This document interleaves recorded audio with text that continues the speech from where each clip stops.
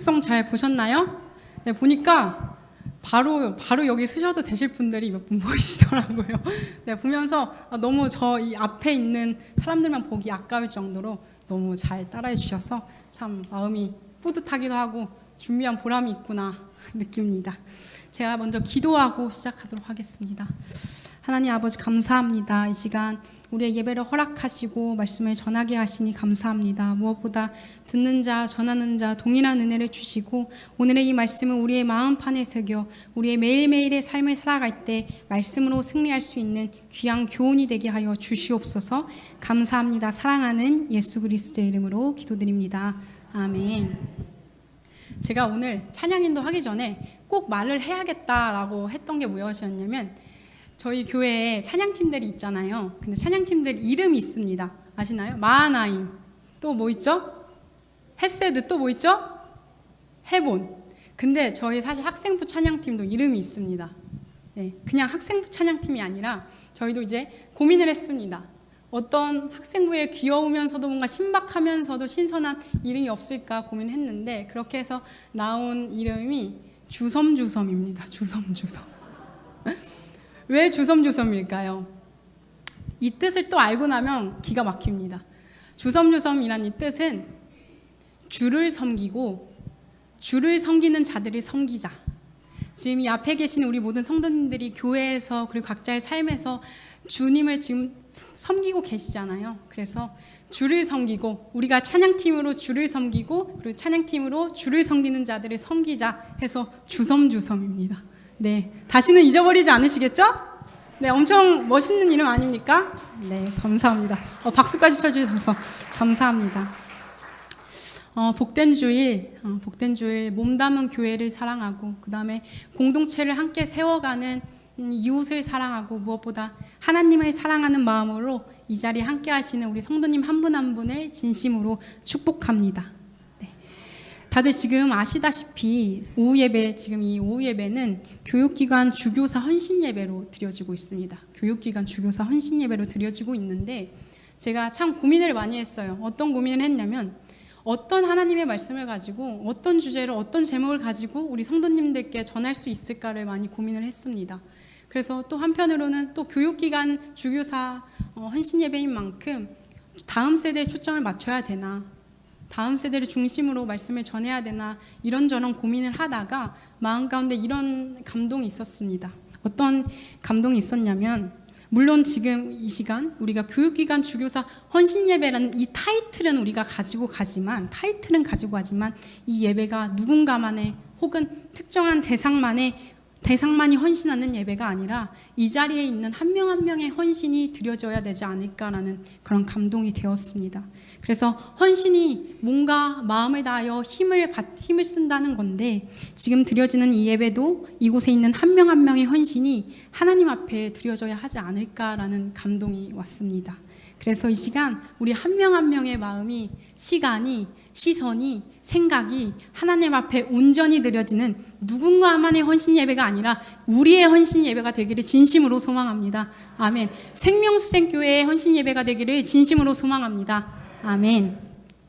오늘 본문은 함께 읽었던 것처럼 사사기 17장 1절에서 6절까지의 말씀입니다. 사사기 17장 1절에서 6절까지의 말씀인데 이 사사기 17장 전에는 그 전에 어떤 이야기들이 등장을 하냐면 12명의 사사 이야기들이 등장을 합니다. 사사가 12명이잖아요. 그래서 이 17장 전에는 12명의 사사 이야기가 다뤄지는데 마지막 사사인 삼손, 12번째 사사인 삼손이 이제 이야기가 죽음으로 끝나고 사사기가 끝나는 것 같은데 끝나지 않습니다.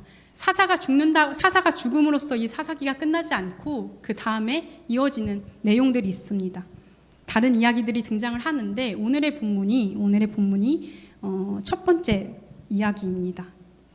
오늘의 본문은 하나님이 없는 이스라엘 백성, 하나님이 없는 인간의 모습, 하나님이 없는 사람의 모습이 얼마나 무질서하고 얼마나 무너져 있는가를 확실히 보여주는 게 오늘의 본문입니다. 네, 그럼 함께 우리 본문을 살펴보도록 하겠습니다. 1절 에브라임 산지에 미가라 이름하는 사람이 있더니 에브라임 산지에 거주하는 미가라는 인물이 있습니다. 미가라는 인물이 있는데 이 미가라는 인물이 미가의 어머니가 소유하고 있는 은 1100개를 훔치게 돼요. 그러니까 어머니가 소유하고 있는 은 1100개를 아들인 미가가 훔치게 되는 것이죠. 훔치게 되는데 미가의 어머니는 아들이 훔쳐갔을 거라고는 전혀 생각하지 못해요. 그걸 생각하지 못하고 아들이 훔쳐갔을 거라고는 생각하지 못하고 어떤 도둑이 훔쳐갔다 생각을 하고 그 도둑을 저주를 합니다. 훔쳐갔으니까. 근데 사실 그 저주는 누굴 향하고 있던 거였어요? 아들을 향하고 있던 거였죠. 아들을 향하고 있어서 근데 아들인 미가가 그걸 듣습니다. 어머니가 저주하는 걸 듣고 나니까 무서웠는지 얼른 다시 어머니에게 가서 은 1100개를 돌려드리면서 내가 가져갔다 고백합니다. 내가 가져갔다 고백합니다. 그런데 어머니의 모습이 어떤 모습이냐면 방금 전까지 막 훔쳐간 일을 저주를 하더니 갑자기 아들이 미가가 내가 훔쳐갔다고 하니까 태세 확 변해요. 그러고 나서 갑자기 뭐라고 하냐면 2절 함께 보도록 하겠습니다. 그의 어머니에게 이르되 어머니께서 은 1100을 잃어버리셨으므로 저주하시고 내 귀에도 말씀하셨더니 보소서 그 은이 내게 있나이다. 내가 그것을 가졌나이다 하니 그의 어머니가 이르되 내 아들이 여호와께 복받기를 원하노라 하니라. 내 아들이 여호와께 복받기를 원하노라. 방금 전까지 막 저주하더니 야, 내 돈 누가 훔쳐갔다 아들한테 그렇게 하더니 아들이 정작 어떻게 해요? 어머니 제가 가져갔어요. 이렇게 고백하니까 그 저주는 뒤로 하고 갑자기 여호와의 이름을 축복합니다. 근데 이 축복의 내용이 조금 이상해요. 이 축복의 내용이 조금 이상해요. 어떻게 이상한지 함께 지금 읽었던 것처럼 내 아들이 여호와께 복받기를 원하노라 라고 말을 했어요. 여호와께 복받는 일은 정말 좋은 일이잖아요. 근데 그 내용이 어떠냐면 여호와의 이름을 부르지만 여호와의 이름으로 축복하지만 미가로부터 그 돈을 여호와께 드려서 아들로부터 신상을 세우게 합니다. 좀 이상하지 않습니까? 자, 3절을 보도록 할게요. 미가가 은 1100을 그의 어머니에게 도로 주매 그의 어머니가 이르되 내가 내 아들을 위하여 한 신상을 새기며 한 신상을 부어 만들기 위해 내 손에서 이 은을 여호와께 거룩히 드리노라. 그러므로 내가 이제 이 은을 내게 도로 주니라. 어머니가 말해요. 이 은을 너가 다시 돌려준 이 은을 은 1100을 하나님께 거룩히 드리겠다고 말을 해요. 근데 그 하나님께 거룩히 드린 결과가 무엇입니까? 신상을 만드는 거였습니다. 하나님께 감사를 표현하려고 한 것이 신상을 만드는 거였습니다. 우리 출애굽기 20장에 등장하는 10계명의 제 2계명을 우리 성도님들 기억하시나요? 어떤 말씀이 있냐면 제가 읽어드릴게요. 너를 위하여 새긴 우상을 만들지 말고 또 위로 하늘에 있는 것이나 아래로 땅에 있는 것이나 땅 아래 물속에 있는 것에 어떤 형상도 만들지 말며 그것들에게 절하지 말며 그것들을 섬기지 말라. 이 말씀입니다. 근데 미가의 어머니가 여호와께 감사를 표현하려고 계명을 어겼습니다. 여호와께 감사를 표하려고 신상을 세웠습니다. 이 모습이 어떤 모습이냐면 이 당시 하나님을 왕으로 제대로 삼지 않았던 하나님을 제대로 알지 못했던 이스라엘 백성의 모습이었습니다. 어떤 모습이에요? 굉장히 무질서하고 그리고 많이 무너진 모습입니다. 무엇이 옳고 그른지를 모릅니다. 무엇이 맞는지 모릅니다. 무엇을 지켜야 하는지 모릅니다.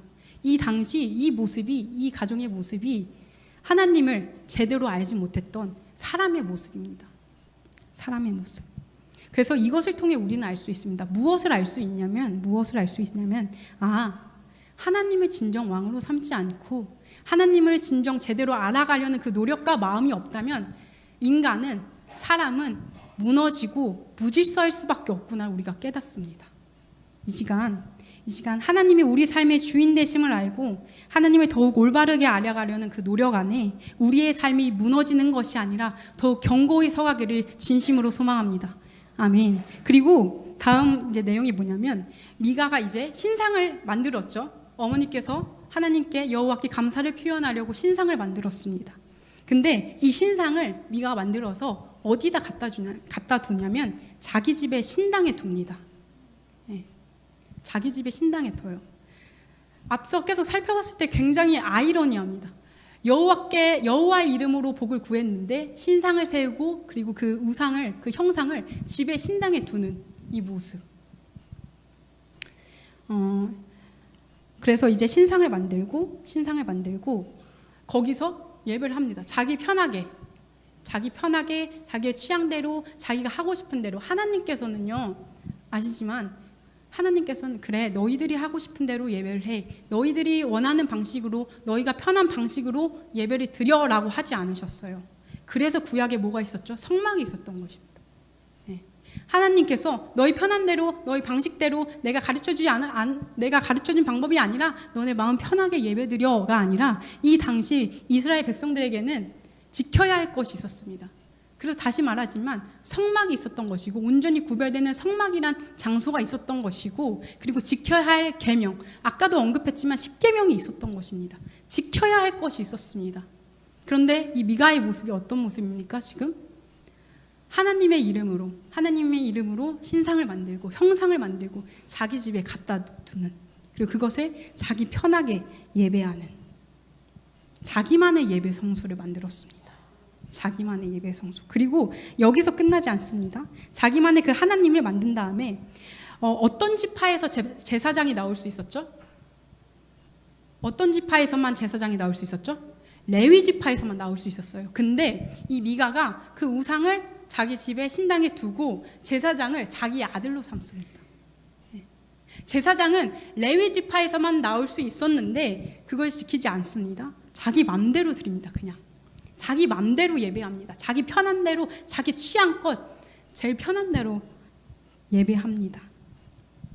그러니까 예배가 예배되는 것이 아니라 자기 취향껏 드리는 취미가 되어버린 모습입니다. 예배가 아니라 취미가 되어버렸습니다. 제가 이번 설교를 준비하면서 뉴스 기사를 찾아보다가 이런 설문조사 내용을 봤습니다. 미국 크리스천 포스트 지난달 1월에서 22일까지 미국 50개 주 성인 50명을 중심으로 해서 이 시대에 가장 중요한 가치관이 무엇인지를 조사를 했습니다. 가장 중요한 가치관이 무엇인가? 근데 종교적 믿음의 비율이 어떻게 되냐면 하락했습니다. 그리고 무엇이 증가가 됐냐면 취미, 여가 활동의 비율이 크게 증가했습니다. 종교적 믿음의 비율은 줄었는데 인생에서 중요한 가치관을 봤을 때, 설문조사를 했을 때 종교적 믿음의 비율은 줄었으나 뭐가 크게 증가했다고요? 취미 및 여가 생활. 근데 신기한 게 한국에서도 또 다른 기사를 봤는데 한국에서도 설문조사가 있었습니다. 어떤 설문조사였냐면요, 이게 목회데이터 연구소를 기반으로 했던 기사인데, 이제 개신교 대학생들, 하나님을 믿는 대학생들을 조사를 했을 때 주일 성수를 반드시 지켜야 하나? 라는 이 질문을 가지고 조사를 했다고 합니다. 근데 꼭 지켜야 한다가 22%밖에 되지 않았다고 합니다. 근데 신기한 게 무엇이냐면 이 22%의 비율로 만들어질 때 크게 영향을 끼쳤던 게 뭐였냐면, 이 대학생들의 여가 및 취미 생활이 영향을 끼쳐서 주일 성수를 꼭 지켜야 한다라는 그 비율이 낮아졌던 거예요. 미국이나 한국이나 변하고 있는 게 보입니다. 더 이상 예배가 우선되지 않습니다. 예배가 이제는 취미의 하나로 들어가서 무조건 선택하는 것이 아니라 선택지 중에 하나로밖에 취급되지 않는 그런 현실입니다. 그런 현실입니다. 그런 취미껏 예배를 드리는 이 모습이 오늘 말씀을 통해서도 볼 수 있다는 것이죠. 그리고 참 웃긴 것은요, 세상이 이렇게 변해간다고 합니다.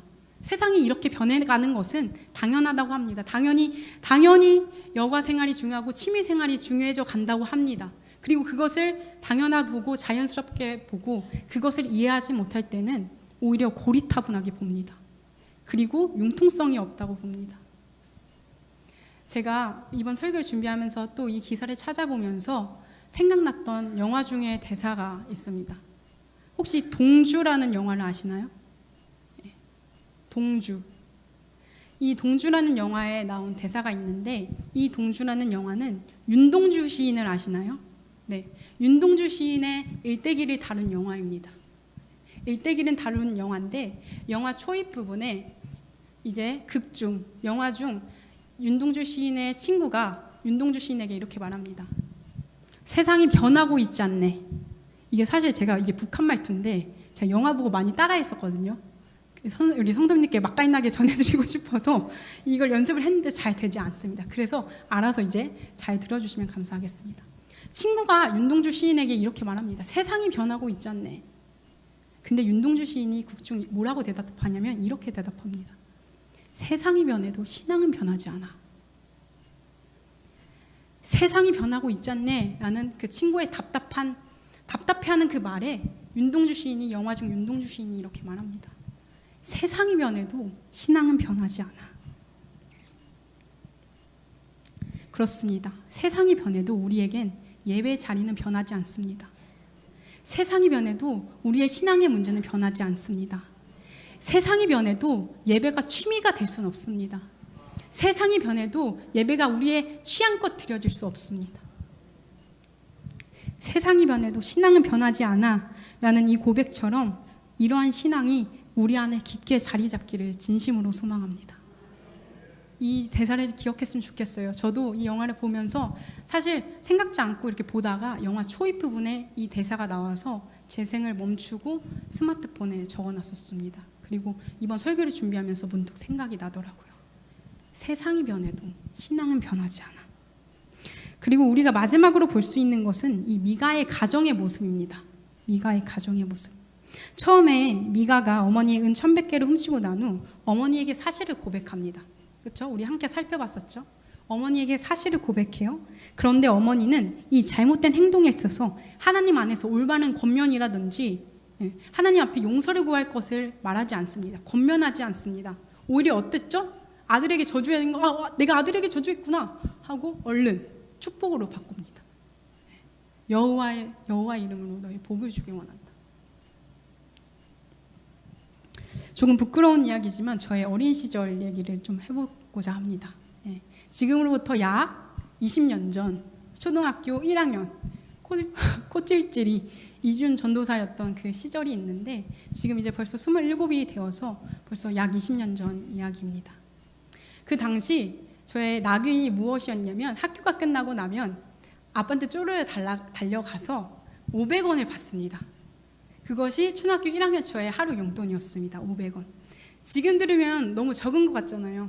너무 적은 것 같은데 이 500원은 그 초등학교 1학년 이지훈에게 굉장히 큰 행복이었습니다. 왜냐하면 단돈 500원만으로도 문방구 달려가서 당시 이제 불량식품이라고 불려지는 음식을 한 두어 가지, 식품을 두어 가지 사고 그 다음에 슬러시, 슬러시 좋아하시나요? 더운 여름날 슬러시, 이 슬러시를 300원에 살 수 있었습니다. 그래서 한 손에는 불량식품 두어 가지 들고 주머니에 넣고 이제 슬러시 시원하게.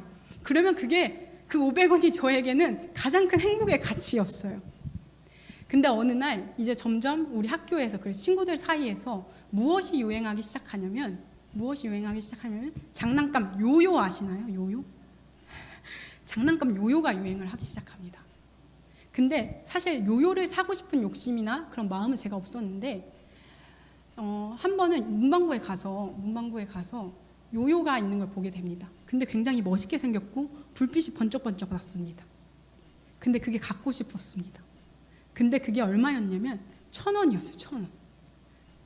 초등학교 1학년 이준의 이틀 용돈을 합쳐야 슬러시도 사 먹지 못하고 불량식품도 사 먹지 못하고 모아야 하는 돈이었습니다. 근데 그것을 봤을 때는 그냥 아무런 욕심이 없는데 그렇게 집에 돌아왔었어요. 집에 돌아왔는데 어머니 화장대에 500원 2개가 놓여 있는 거예요. 악한 마음이 스멀스멀 올라옵니다. 초등학교 1학년에게 그 악한 마음이. 그리고 이렇게 생각합니다. 이걸 가져가도 모르지 않을까?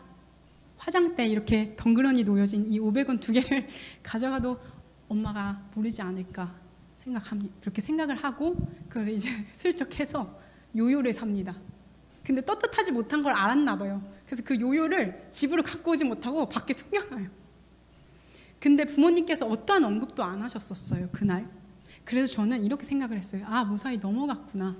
내 잘못을 들키지 않고 넘어갔구나라고 생각을 했는데, 그날 이상하게 원래 부모님이 보통 함께 주무시잖아요. 근데 어머니께서 제 방에서 주무시고 아빠께서 하시는 말씀이 주윤아 오늘은 아빠랑 같이 자자라고 하시는 거예요. 불길하죠. 불길하죠. 그래서 이제 누워서 불 끄고 이제 눕긴 했는데 잠이 안 오는 거예요. 잠이 오지 않습니다. 그런데 옆에서 아버지께서 나지막한 목소리로 말씀하십니다. 지훈아, 너가 엄마 화장대에 있는 1,000원 가져갔어? 라고 말씀하십니다. 근데 저도 모르게 라고 답을 합니다. 그리고선 아버지께서 그때 기억이 아직도 나는 건, 그때 그냥 그렇게 누워서 아버지께서 뭐라고 하셨었냐면, 준아, 그렇게 하는 건 하나님이 보시기에 좋은 행동이 아니야. 하나님이 기뻐하시지 않아. 그러니까 너 잘못을 깨닫고 엄마한테 지금 가서 죄송하다고 말씀드려 라고 해서 이제 그 일이 잘 마무리가 되었습니다. 그때의 그런 부모님들의 하나님 안에서의 권면, 이 자라오는 그 성장의 기간 동안 차츰차츰 쌓여서 부족하지만 그래도 제가 이 자리에 전도사로 서 있는 것이 아닐까 생각합니다. 그래서 말씀으로 다시 돌아와서 봤을 때 미가의 어머니는 미가에게 어떠한 하나님 안에서의 권면을 하지 않습니다. 용서를 구할 것을 말하지 않습니다. 오히려 계속 말하지만 태세를 변환합니다. 그리고 그러다 보니까 아들인 미가는 자기가 무엇을 잘못했는지 모르게 됩니다. 그렇게 되니까 신상을 세우고, 어머니가 시키는 대로 신상을 세우고 자기 집에 두면서도 그게 잘못된 것인지도 모르고, 그리고 자기 아들을 제사장으로 삼는 그런 하나님을 잘 알지 못하기 때문에 무너져가는 모습을 보게 됩니다. 그리고 또 어떻게 되죠? 그 미가의 아들을 제사장으로 세웠다 했잖아요. 이 미가의 아들 또한 본인이 무엇이 잘못되었는지 모릅니다. 그냥 미가가 하라고 하니까 잘못된 순종을 하게 되는 것이죠. 미가의 가정에 계속 악순환이 반복되어집니다. 악순환이 반복되어집니다. 이것을 통해서, 오늘의 말씀을 통해서 제가 드리고자 하는 말씀은 하나님이 없는 삶, 하나님이 없는 신앙, 하나님이 없는 가정이 무너져감을 볼 수 있습니다. 다시 한번, 하나님이 없는 삶, 하나님이 없는 신앙, 하나님이 없는 가정은 무너져 있음을 볼 수 있습니다. 하나님을 진정 왕으로 삼지 않고 하나님을 제대로 알지 못하는 인간은 무질서할 수밖에 없구나를 깨닫게 됩니다. 오늘의 말씀을 통해서. 그러나 이것이 단순히 우리의 낙심과 절망으로 끝나는 것이 아니라 더욱 우리가 위로가 되는 것은, 하나님이 내 삶에 없다면, 내 신앙의 기준에 하나님이 없다면, 내 가정에 하나님이 없다면 내가 이렇게 무너질 수밖에 없구나. 그래서 하나님을 더 찾아야겠다라는 소망이 됩니다. 그래서 하나님을 더 의지해야겠다 하는 위로가 됩니다. 오늘 6절의 말씀이 사람마다 자기 소견에 옳은 대로 행하였더라입니다. 지금 이 말씀을 이제 전하는 저도 그렇고 듣는 우리 성도님들도 그렇고, 자기 소견에 옳은 대로 행하였더라가 아닌 하나님이 보시기에 옳은 대로 행하였더라 기록될 수 있는 우리의 모든 삶이 되기를 진심으로 소망합니다. 하나님이 보시기에 옳은 대로 행하였더라 기록되는 그러한 이곳에 모인 한 명 한 명의 삶이 되기를 진심으로 축복합니다. 아멘.